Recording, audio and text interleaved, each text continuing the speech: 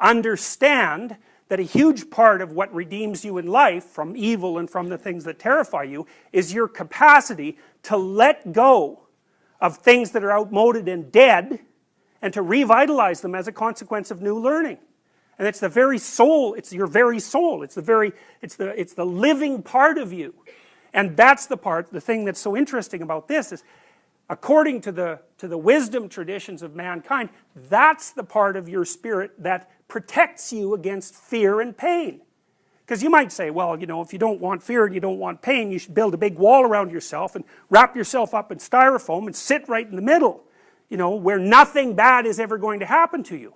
But, you know, first of all, that's obviously ridiculous, and second of all, you'd die of boredom in no time flat if you did that. The man who's capable of standing up to predatory reptiles is also the one who is most likely to attract women. And I think that that's been a truth since God only knows when too. I mean, we have no idea. But human beings are definitely hunters, right? And men are bigger than women, and one of the things that that suggests is that, you know, a lot of the predatory-like activities that are characteristic of human beings were undertaken by males, and some usually males that hunt.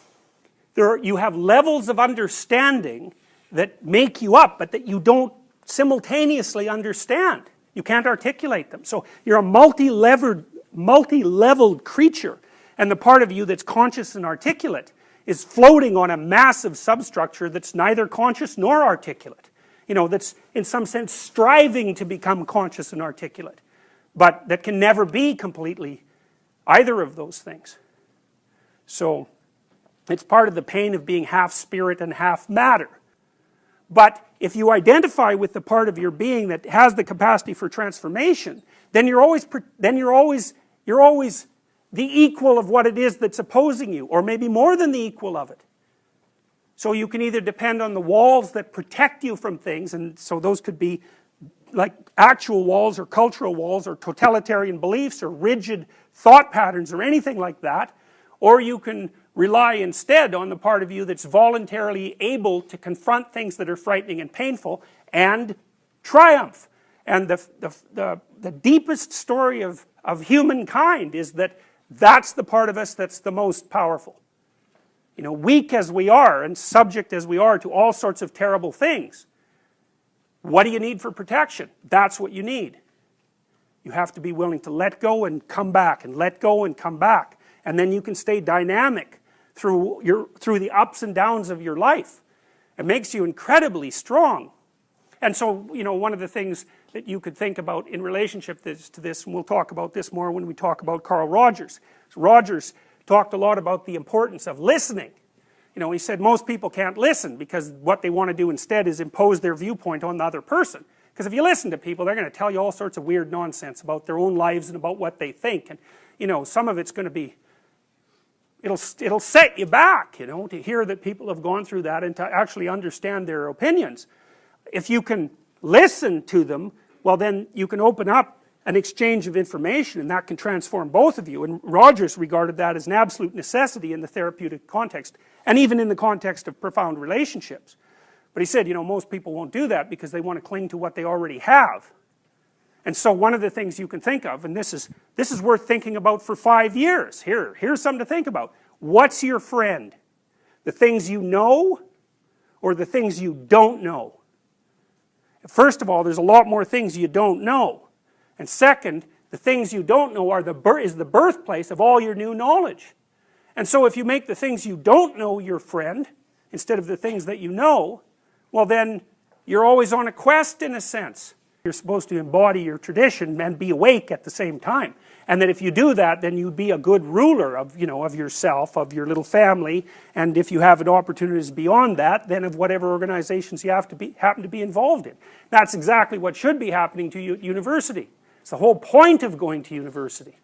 You know, it's not a trade school, not that there's anything wrong with trade schools, quite the contrary, but that's not what university is for. It's to turn you into creatures that aren't marionettes. And to do that, you have to follow a mythological path. Or you can be chaotic and random. Those are, like I said, subject to some idiotic totalitarian ideology, but, you know, I wouldn't recommend either of those paths because they're not going to get you very far for very long. You can't stop being a puppet a marionette. Somebody else is pulling your strings. Something else is pulling your strings. You're a marionette till you rescue your father from the bottom of the ocean. And what does that mean? Well, it means that you're a puppet of forces you do not understand, probably prevailing political attitudes or ideologies or something pathetic like that, until you make the attempt to dive down into the depths and reclaim your identity with history as a phenomena. You know, because you might say, well, why should you study history? It's like, well, history is you. You know, if you're not studying history with the understanding that you're studying yourself, then you don't know what the hell you're doing. And you can't be a complete person because we're cultural people. We're cultural creatures. You can't be a full person until you catalyze your identity with your culture. And it's like an existential obligation. So, and if you don't do it, then you're going to feel all nihilistic and weak, or you're going to be all totalitarian and self-righteous and oppressive and, you know, maybe genocidal and deadly. So it's not something that you can just brush off. You have to do it. It's part of an initiation motif, by the way, which we're also going to talk about. So that's some... It's hard to talk about symbolism, and you'll notice, especially in the first part of the lectures, that my lectures are, well, I like to think about them as impressionist. And there's a reason for this. Like, I started reading Jung about 30 years ago, I would say, and I pretty much read everything he wrote, which is an awful lot. And it's very difficult to read Jung because there's not precisely a linear narrative. But the reason for that is that it's very difficult to construct a linear narrative about information that's been primarily transmitted in images. And so in order to impart the knowledge, you have to give people like sub-pictures of the whole picture. It's almost like laying them out in space, in a sense, and so that if you get enough of those little sub-pictures, the whole thing will click into focus and you'll think, aha, I get that. But wandering through it in a linear manner is extraordinarily difficult. In fact, I don't think it's possible. I also think that's why the kind of information that's embodied in symbols is generally not transmitted as linear articulated knowledge. You can't transmit it that way.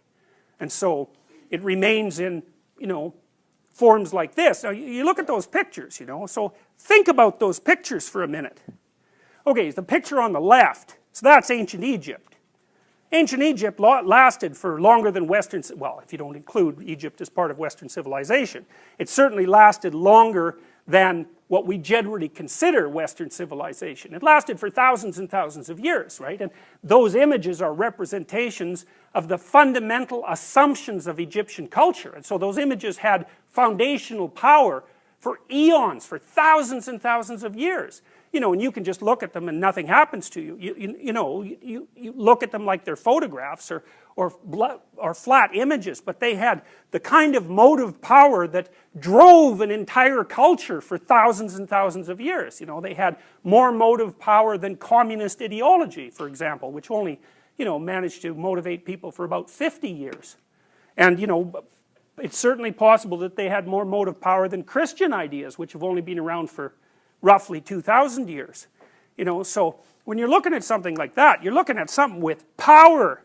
And the idea that, you know, that symbolic representations or religious representations are, what do you call, unsophisticated empirical theories, like, that's an idiotic theory, you know. No, I don't think that anybody who's educated should be proposing such a thing after more than 100 years of psychoanalytic and anthropological investigation. It's just not a tenable theory anymore.